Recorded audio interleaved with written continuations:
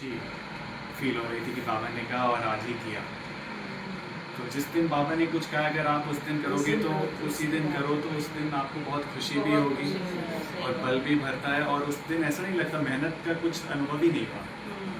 और क्योंकि संगठित रूप में भाई बहन भी थे तो सब अपने उमंग उत्साह से थे, तो ऐसा लगा कि 1-1.5 घंटा ऐसा लगा 10 मिनट हमारे पास वो जो लिटरेचर लेके गए थे वो ख़त्म हो गए, नहीं तो हम और करने वाले थे। लिटरेचर ही ख़त्म हो गए। ट्रेन में काफ़ी यात्री होते हैं तो बहुतों की सेवा हो गई एक साथ।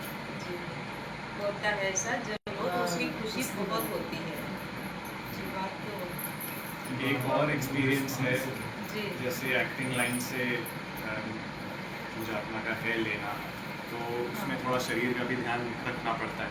जी तो अब ऐसे सलोन वलोन जाते हैं तो एक जगह जा रहे थे तो उसमें ज़्यादा देह अभिमान ना आए, इसलिए बाबा से कनेक्टेड रहने का पुरुषार्थ करता रहता हूँ।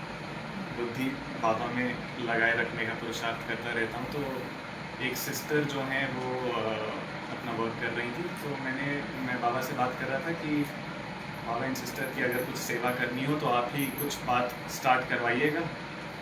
मैं तो ऐसे ही शांत बैठा हूँ, तो ऐसे ही बाबा से ऐसे ही बात कर रहा था। तो उन सिस्टर ने अपने आप बोला कि वो मणिपुर की थी, उन्होंने बताया।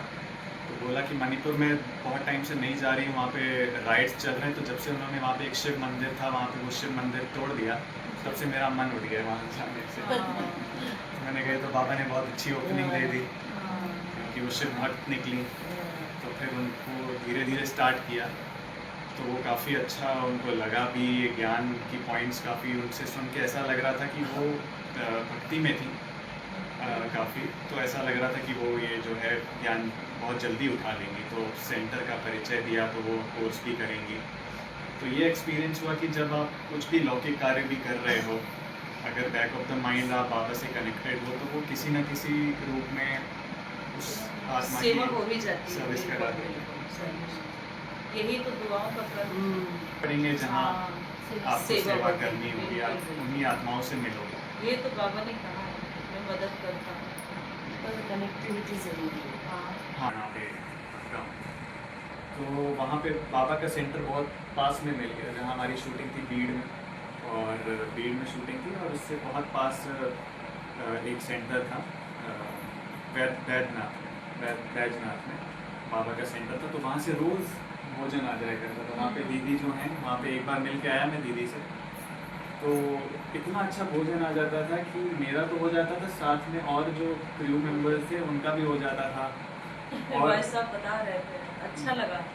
बहुत ऐसा भोजन आता था कि जो दूसरे भाई बहन थे हमारे साथ क्रू में, तो वो अपने भोजन से ज़्यादा मेरा वेट करते थे कि तुम्हारे में क्या आ रहा है। ब्रह्मा भोजन का तो अपना ही महत्व है।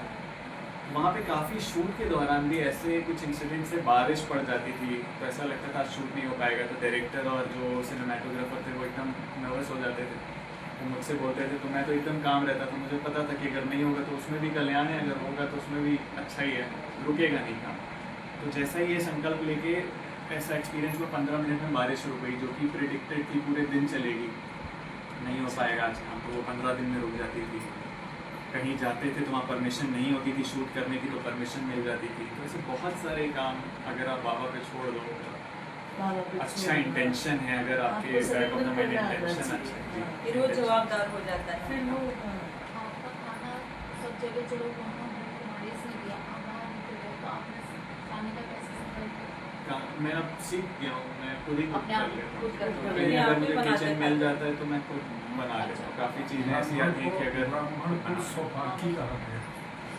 अपने आप ही बनाते थे। और वहाँ पे जैसे शूट था तो इतना टाइम खुद कुक करने का नहीं मिलता था, तो सेटिंग से आ जाता था।